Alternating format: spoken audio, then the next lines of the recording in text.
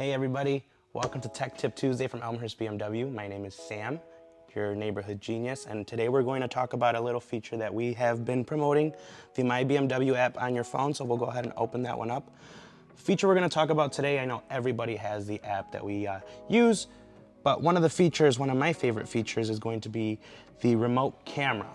So with that option, we can go into our app. Let's say we're parked and we want to just keep an eye on the vehicle, see what's going on around the vehicle before we do head towards the vehicle. We'll go ahead and hit remote camera, update view, and here we can see we'll get a live view of the vehicle. So here goes a little sample of my car. We'll click on details, or we can just go ahead and get 360 view of the vehicle. Go around the car there, click on details.